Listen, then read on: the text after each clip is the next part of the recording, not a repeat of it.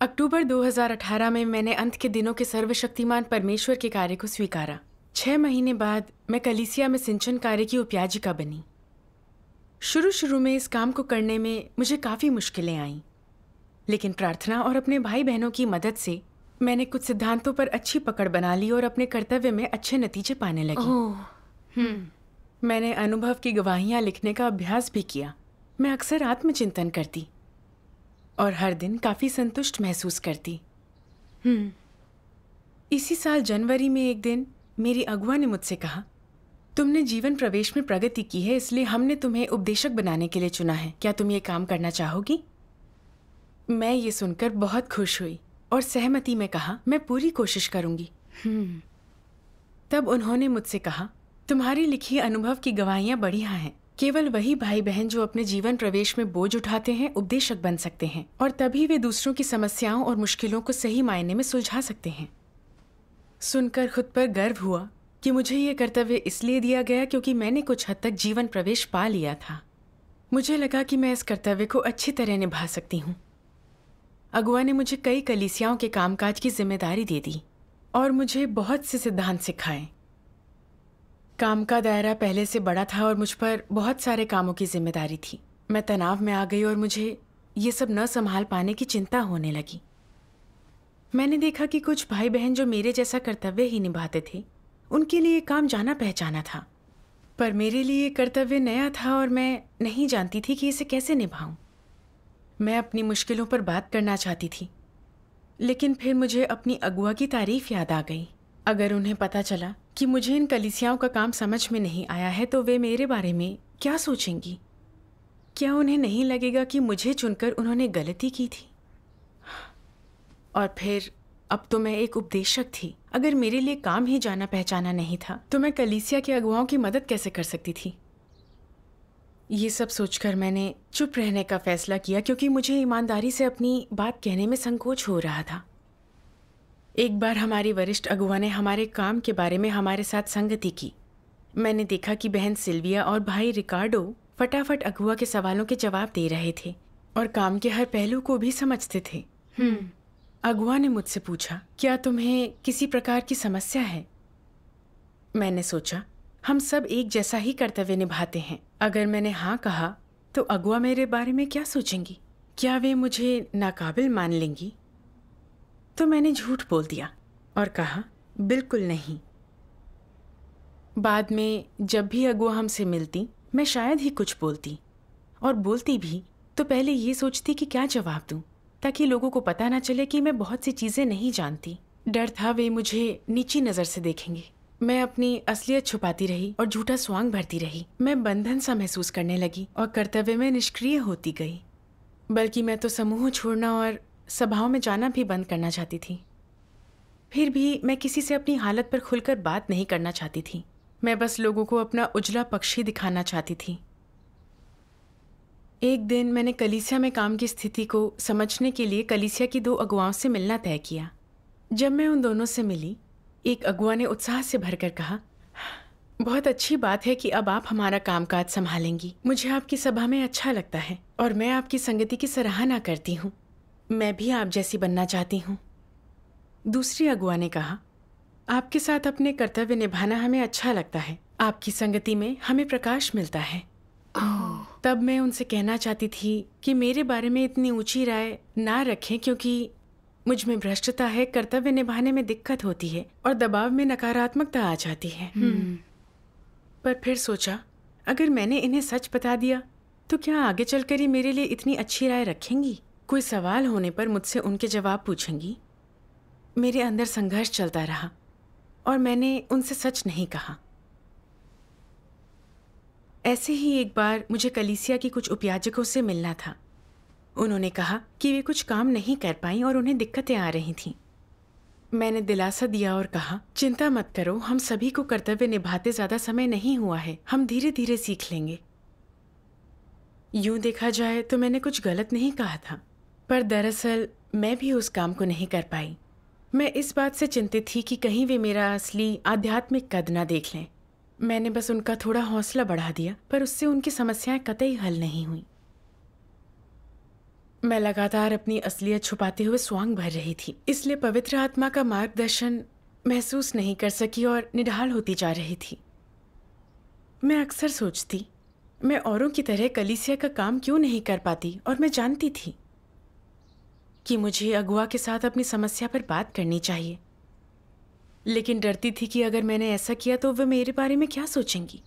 मैंने सोचा मुझे ये कर्तव्य सौंपा गया क्योंकि अगुआ के मुताबिक मैंने जीवन प्रवेश पाया था, तो वे यही सोचती होंगी कि मैं बहुत काबिल हूँ और सत्य की खोज में रहती हूँ। अगर उन्हें पता चला कि मुझे इतना कुछ नहीं आता और मैं कलीसिया का काम नहीं कर सकती, तो उन्हें लगेगा कि मुझे उपदेशक के तौर पर चुनना उनकी गलती थी। ये सोचकर मुझे कुछ कहने में और भी डर लगने लगा। मेरी हालत बद से बदतर होती गई। मैं अंधकार और दुख में रहने लगी। मैंने परमेश्वर से प्रार्थना की, सर्वशक्तिमान परमेश्वर, मैं नहीं जानती कि इस माहौल को कैसे समझूं। तुम ही मेरी अगुवाई और मार्गदर्शन करो। एक दिन एक सभा में हमारी वरिष्ठ अगुआ ने पूछा कि हमारा अनुभव कैसा रहा। दूसरों ने अपने कर्तव्य निर्वहन में भ्रष्टता और कमियों पर खुलकर बात की, और तब मैं भी अपनी हालत पर बात करने का साहस जुटा पाई। अगुआ ने अपने अनुभव से मेरी मदद करते हुए कहा, अगुआ और कर्मी के तौर पर अपना कर्तव्य निभाने के लिए आपको सब कुछ समझने की जरूरत नहीं है। इस तरह सोचना ही गलत है। हम तो बस आम लोग हैं, तो कुछ चीजों को देख समझ ना पाना सामान्य सी बात है। लेकिन अगर हम सर्वज्ञ बनना चाहते हैं और अपनी ही कमियों से ठीक से नहीं निपट पाते, अपनी हैसियत और छवि को बनाए रखने के लिए झूठा स्वांग भरने और धोखा देने के लिए मुखौटा पहनते हैं और किसी को अपना आध्यात्मिक कद नहीं देखने देते, तो ऐसे जीना दर्दनाक है। फिर अगुआ ने मुझे परमेश्वर के वचनों के 2 अंश भेजे। चलो उनका वीडियो देखते हैं। ठीक है।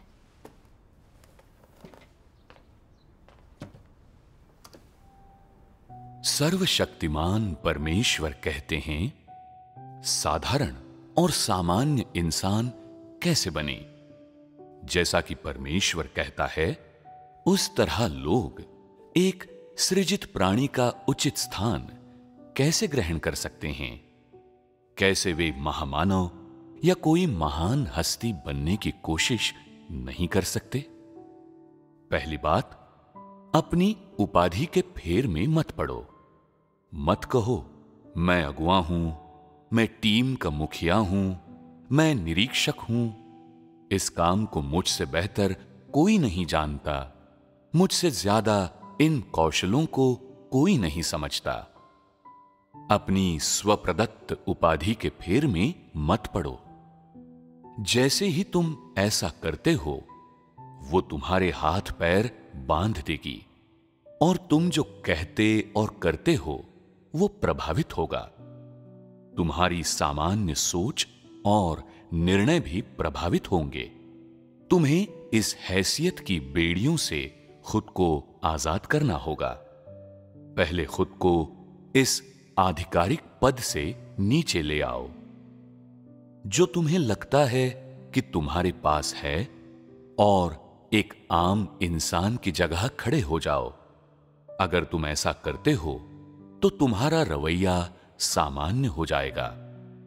तुम्हें यह भी स्वीकार करना और कहना चाहिए, मुझे नहीं पता कि यह कैसे करना है और मुझे वो भी समझ नहीं आया। मुझे कुछ शोध और अध्ययन करना होगा, या मैंने कभी इसका अनुभव नहीं किया है, इसलिए मुझे नहीं पता कि क्या करना है। जब तुम वास्तव में जो सोचते हो उसे कहने और ईमानदारी से बोलने में सक्षम होते हो, तो तुम सामान्य समझ से युक्त हो जाओगे।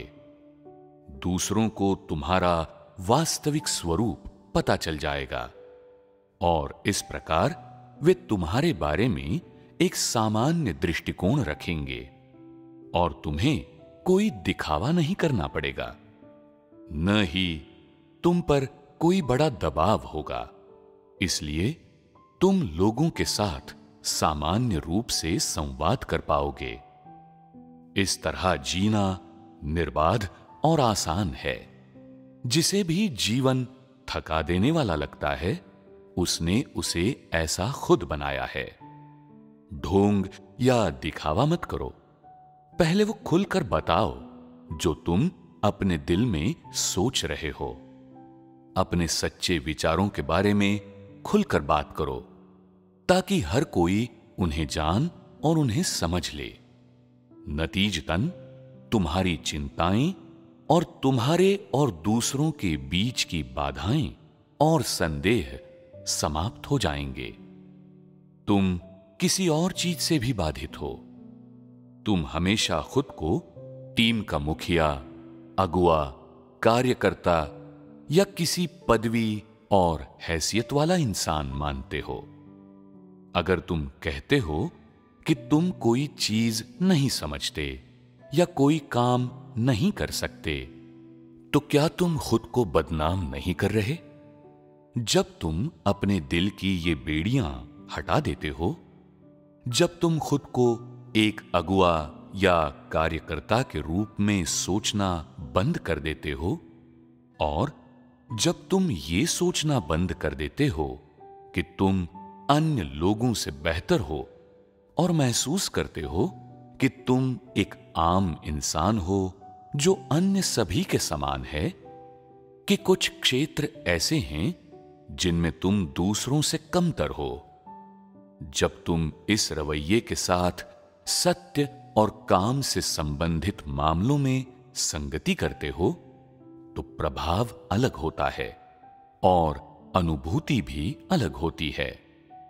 अगर तुम्हारे दिल में हमेशा शंकाएं रहती हैं, अगर तुम हमेशा तनावग्रस्त और बाधित महसूस करते हो, और अगर तुम इन चीजों से छुटकारा पाना चाहते हो लेकिन नहीं पा सकते, तो तुम परमेश्वर से गंभीरता से प्रार्थना करके, आत्मचिंतन करके, अपनी कमियां देखकर, सत्य की दिशा में प्रयास करके और सत्य को अमल में लाकर ऐसा करने में सफल हो सकते हो।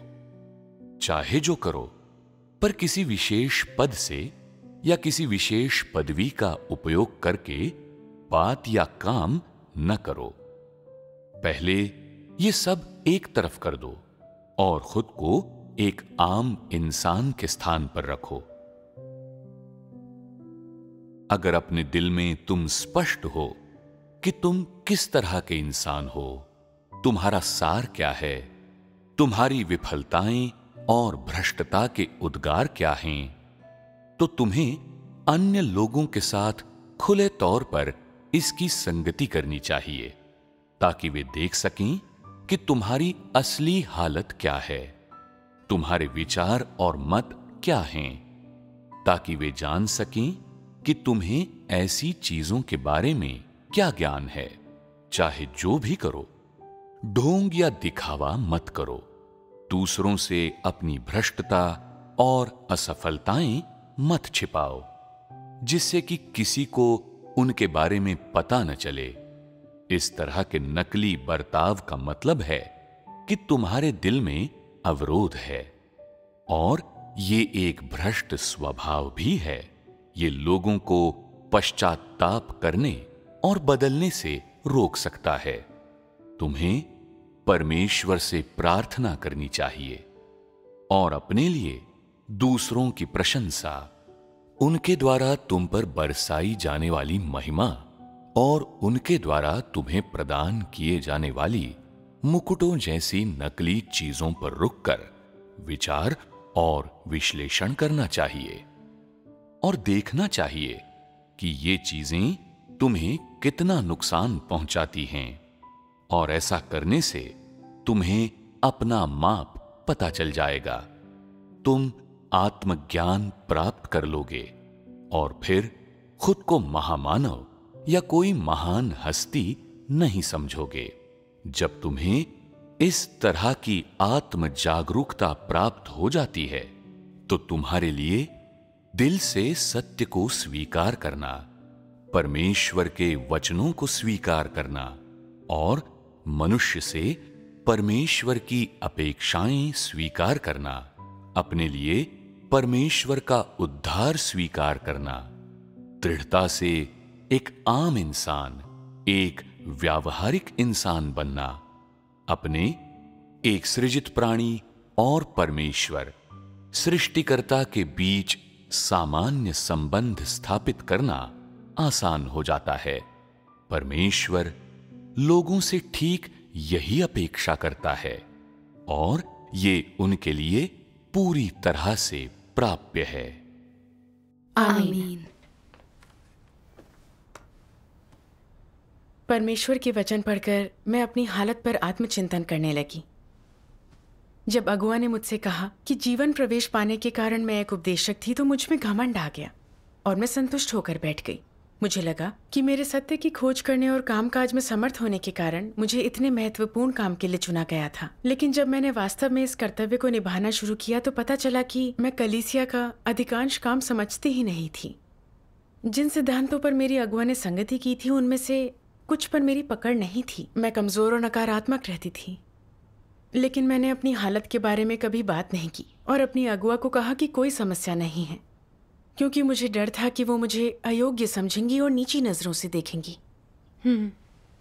जब मैंने पाया कि कलीसिया की अगुआ और उपयाजिकाएं मेरी तारीफ करती हैं और यहाँ तक कि मुझे मिसाल के तौर पर देखती हैं, तब ये जानते हुए भी कि मुझे अपनी भ्रष्टता पर बात करनी चाहिए और अपना आध्यात्मिक कद नहीं छुपाना चाहिए ताकि वे मेरी इतनी प्रशंसा ना करें, मैं चुप रही, सिर्फ इस डर से कि सच जानने पर वे मेरे बारे में ऊंची राय नहीं रखेंगी। जब अगुआओं और उपयाजिकाओं ने मुझसे कुछ सवाल पूछे जिनके जवाब मुझे जाहिर तौर पर नहीं पता थे, तब भी मैंने उनसे खुलकर चर्चा नहीं की। मैंने समझने का नाटक किया और बेपरवाही से जवाब दिए। मैंने बार बार झूठा स्वांग भरा और झूठी छवि बनाई, और ये सब सिर्फ इसलिए कि मैं उपदेशक के रुतबे पर अटक गई थी। मैंने सोचा कि उपदेशक के तौर पर मेरी समझ दूसरों से ज्यादा होनी चाहिए, मुझ में कमियां नहीं होनी चाहिए और मुझे नकारात्मक नहीं होना चाहिए। मैंने सोचा कि यही एक तरीका था जिससे लोग मेरा सम्मान करेंगे।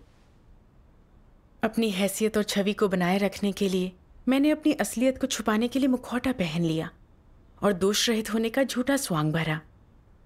प्रताड़ित, कमजोर और नकारात्मक महसूस करने पर भी उपदेशक के रुतबे को बनाए रखने के लिए मैं दूसरों के साथ अपने दिल की बात करने और मदद मांगने के बजाय अकेले में रोया करती थी। इस रुतबे का बोझ मेरे लिए असहनीय हो गया था। जब कलीसिया ने मुझे उपदेशक बनाया तो वह मुझे अभ्यास करने का और अपने कर्तव्य में ज्यादा सत्य खोजने और उसे समझने का अवसर दे रही थी। लेकिन मैंने सही रास्ता नहीं अपनाया। मैंने इस मौके का फायदा शोहरत और किस्मत पाने के लिए उठाया। क्या यह परमेश्वर की इच्छा के उलट नहीं था? सही कहा। परमेश्वर हमें असाधारण नहीं बनाना चाहता। वह चाहता है कि हम सृजित प्राणियों के तौर पर आम, सामान्य इंसान बनकर रहें, व्यावहारिक तरीके से सत्य की खोज करें, अपनी कमियों को ईमानदारी से स्वीकार करें और जो समस्याएं हमारी समझ से परे हैं उन पर खुलकर बात करें और मदद मांगें। हमें ऐसा तर्कशील होना चाहिए। परमेश्वर का धन्यवाद। आपकी संगति से मैंने समझा कि अगर हम परमेश्वर के वचनों के अनुसार अभ्यास करते हैं तो मुश्किल समस्याओं का आसानी से हल निकल जाता है। हाँ, बाद में मैंने कुछ अनुभव की गवाहियां पढ़ी जिनमें परमेश्वर के वचनों के कुछ ऐसे अंश थे जो मेरी हालत से मेल खाते थे।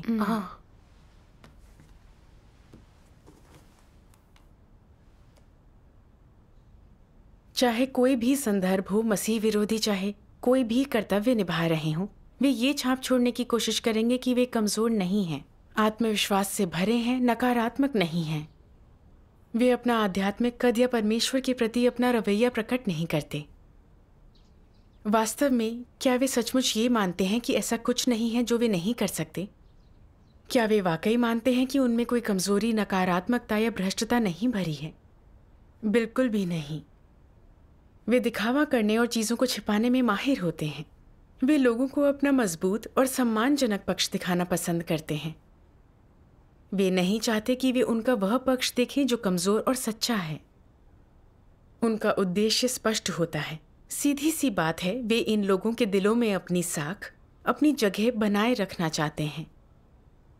उन्हें लगता है अगर वे अपनी नकारात्मकता और कमजोरी दूसरों के सामने उजागर करेंगे, अपना विद्रोही और भ्रष्ट पक्ष प्रकट करेंगे, तो यह उनकी हैसियत और प्रतिष्ठा के लिए एक गंभीर क्षति होगी। बेकार की परेशानी खड़ी होगी। इसलिए वे अपनी कमजोरी, विद्रोह और नकारात्मकता को सख्ती से अपने तक ही रखना पसंद करते हैं। और अगर ऐसा कभी हो भी जाए जब हर कोई उनके कमजोर और विद्रोही पक्ष को देख ले, जब वे देख लें कि वे भ्रष्ट हैं और बिल्कुल नहीं बदले, तो वे अभी भी उस दिखावे को बरकरार रखेंगे। वे सोचते हैं कि अगर वे अपने भीतर किसी भ्रष्ट स्वभाव का होना, एक सामान्य व्यक्ति होना जो छोटा और महत्वहीन है, स्वीकार करते हैं, तो वे लोगों के दिलों में अपना स्थान, सबकी श्रद्धा और आदर खो देंगे और इस प्रकार विफल हो जाएंगे। और इसलिए कुछ भी हो जाए, वे बस लोगों के सामने नहीं खुलेंगे। कुछ भी हो जाए, वे अपना सामर्थ्य और हैसियत किसी और को नहीं देंगे। इसके बजाय वे प्रतिस्पर्धा करने का हर संभव प्रयास करते हैं और कभी हार नहीं मानते। आमीन। आमीन। एक और अंश में परमेश्वर ने रुतबे के पीछे भागने की प्रकृति और नतीजों का खुलासा किया था। अच्छा, क्या मैं उसे पढ़ सकती हूँ? जरूर। ये तुम हमेशा महानता, कुलीनता और रुतबा ढूंढते हो। तुम हमेशा उन्नयन खोजते हो। उसे देखकर परमेश्वर को कैसा लगता है? वो इसकी तरफ देखना भी नहीं चाहता। जितना अधिक तुम महानता जैसी चीजों के पीछे भागते हो, दूसरों से बड़ा, उत्कृष्ट, महत्वपूर्ण होने का प्रयास करते हो, परमेश्वर को उतने ही घिनौने लगते हो। यदि आत्मचिंतन करके पश्चाताप नहीं करते तो परमेश्वर तुम्हें त्याग देगा। परमेश्वर की घृणा के पात्र नहीं बल्कि उसके प्रेम के पात्र बनो। तो इंसान परमेश्वर का प्रेम कैसे प्राप्त कर सकता है? आज्ञाकारिता के साथ सत्य को ग्रहण करके, सृजित प्राणी के स्थान पर खड़े होकर, ईश वचनों का पालन और कर्तव्यों का ठीक से निर्वहन करके, ईमानदार होने का प्रयास करके और मनुष्य जैसे जीकर परमेश्वर की संतुष्टि के लिए काफी है। लोगों को ये पक्का करना चाहिए कि वे महत्वाकांक्षा ना पालें, बेकार सपने ना देखें, प्रसिद्धि, लाभ और हैसियत के पीछे ना भागे, महान या अलौकिक बनने की कोशिश न करनी चाहिए। जो लोगों में श्रेष्ठ हो और अपनी पूजा करवाता हो, यही भ्रष्ट इंसान की इच्छा होती है। ये शैतान का मार्ग है। परमेश्वर ऐसों को नहीं बचाता। अगर लोग लगातार प्रसिद्धि, लाभ और हैसियत के पीछे भागते हैं और पश्चाताप नहीं करते, तो उनका कोई इलाज नहीं है। उनका केवल एक ही परिणाम होता है, त्याग दिया जाना। आमीन। आमीन।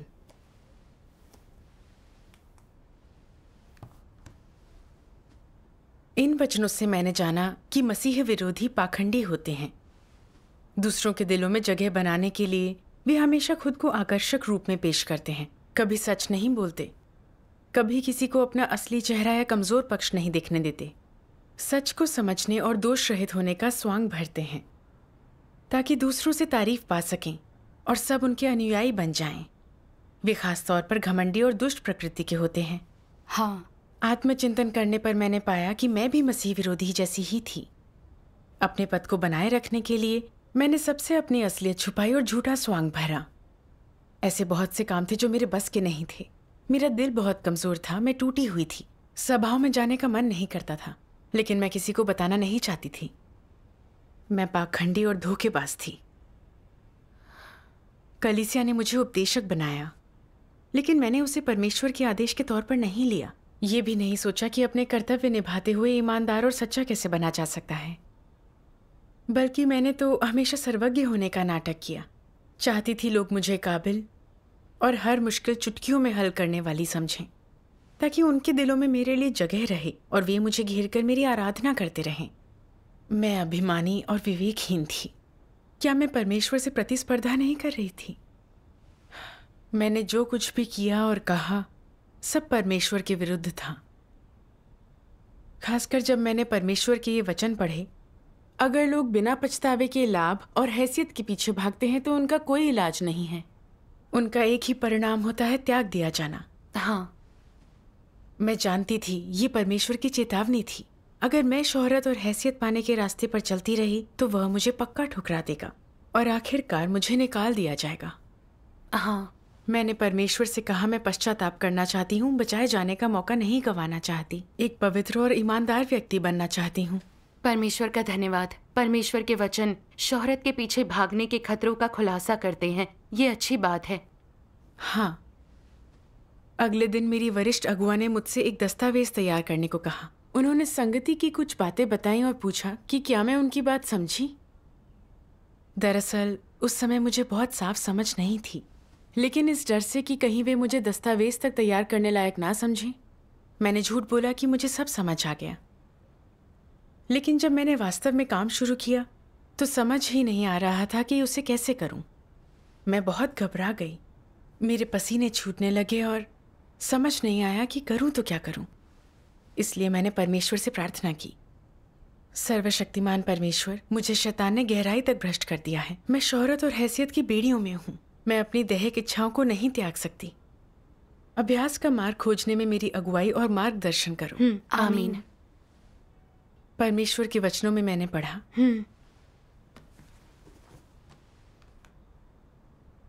कुछ लोगों को कलीसिया द्वारा बढ़ावा दिया और विकसित किया जाता है। ये अच्छी बात है, प्रशिक्षित होने का मौका है और कह सकते हैं कि परमेश्वर ने उन्हें ऊंचा उठाया और अनुग्रहित किया है, तो उन्हें अपना कर्तव्य कैसे निभाना चाहिए।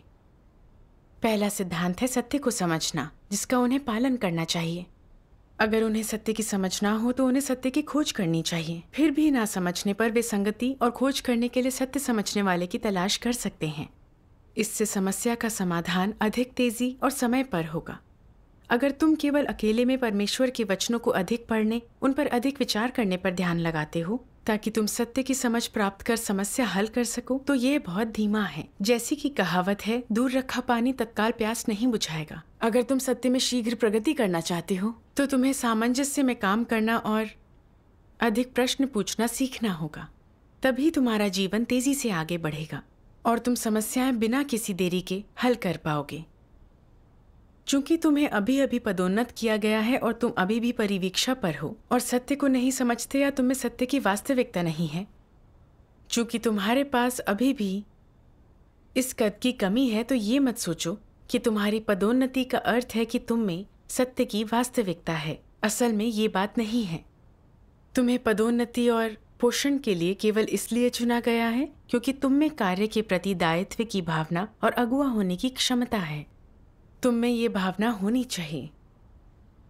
अगर पदोन्नत और उपयोग किए जाने के बाद तुम अगुआ या कार्यकर्ता के पद पर बैठ जाते हो और मानते हो कि तुम में सत्य की वास्तविकता है और तुम सत्य का अनुसरण करने वाले इंसान हो और भाई बहनों की हर समस्या समझने और आध्यात्मिक होने का दिखावा करते हो, तो यह बेवकूफ़ी है। और यह ठीक वैसा ही है जैसा फरीसियों का पाखंड होता है। तुम्हें सच्चाई के साथ बोलना और कार्य करना चाहिए। समझ न आने पर दूसरों से पूछो या उच्च से उत्तर मांगो और उसके साथ संगति करो। इसमें कुछ भी शर्मनाक नहीं है। अगर तुम नहीं पूछोगे तो भी उच्च को तुम्हारे वास्तविक कद का पता चल ही जाएगा और वह ये बात भी जान जाएगा कि तुम में सत्य की वास्तविकता नदारद है। खोज और संगति ही वे चीजें हैं जो तुम्हें करनी चाहिए। यही भाव सामान्य मानवता में पाया जाना चाहिए और यही वह सिद्धांत है जिसका पालन अगुवाओं और कार्यकर्ताओं को करना चाहिए। ये शर्मिंदा होने की बात नहीं है। आमीन। आमीन। परमेश्वर के वचन पढ़ने पर मुझे समझ आया कि कलीसिया ने उपदेशक के तौर पर मुझे तरक्की दी ताकि मुझे अभ्यास का मौका मिले और मैं काम करने का तरीका अच्छे से सीख सकूं। इसका मतलब ये नहीं था कि मैं दूसरों से बेहतर, ऊंची या सर्वज्ञ थी। ठीक कहा। मैं इस कर्तव्य में नहीं थी। कुछ काम मेरे बस के नहीं थे और कुछ सिद्धांत में समझी नहीं। ये बिल्कुल साधारण सी बात थी। मैं अनुभव की गवाहियां लिख सकती थी, तो इसका मतलब सिर्फ इतना था कि मुझे परमेश्वर के वचनों का सतही अनुभव और समझ थी। ये नहीं कि मैं सत्य को समझती थी या मुझ में सत्य की वास्तविकता थी। मैं कुछ समय से परमेश्वर में विश्वास जरूर करती हूँ, पर अब भी सत्य को नहीं समझती और मेरा भ्रष्ट स्वभाव नहीं बदला है। तो मुझे अपनी कमियों और खामियों पर ठीक से काम करना चाहिए और चीजें समझ ना आने पर अपने भाई बहनों के साथ संगति करनी चाहिए। इसमें शर्म की कोई बात नहीं। बिल्कुल। शर्म की बात तो समझने का नाटक करना है, जिसकी वजह से बहुत सी समस्याएं समय पर नहीं सुलझ पाईं और कलीसिया के काम में देरी हुई। मैंने बार बार सत्य की खोज करने का अवसर खोया और नकारात्मक और कमजोर बनी रही। मैं बहुत मूर्ख थी। इस तरह मैं आगे नहीं बढ़ सकती थी। मुझे अपने इरादे ठीक रखने थे और सबके साथ खुलकर बात, संगति और खोज करते हुए अपना कर्तव्य निभाना था। आमीन। इसके बाद मैंने अगुआ से दस्तावेज तैयार करने से जुड़े कुछ सवाल किए और उन्होंने पूरे धैर्य से मेरे साथ संगति की। मुझे रास्ता मिल गया था और दस्तावेज भी तैयार हो गए। हमारी सभा भी बहुत प्रभावशाली रही और मैंने भी चैन की सांस ली। परमेश्वर का धन्यवाद। अपना कर्तव्य निभाते हुए अब भी मेरे सामने बहुत सी दिक्कतें आती हैं, पर अब मुझे परमेश्वर पर भरोसा है और अब मैं भाई बहनों की मदद भी लेती हूँ। सभाओं में भी मैं अपने बारे में खुलकर बात करती हूँ, भाई बहनों से अपनी भ्रष्टता और कमियां नहीं छुपाती। ऐसा करके मैं सुरक्षा और सुकून महसूस करती हूँ। परमेश्वर का धन्यवाद। परमेश्वर का धन्यवाद।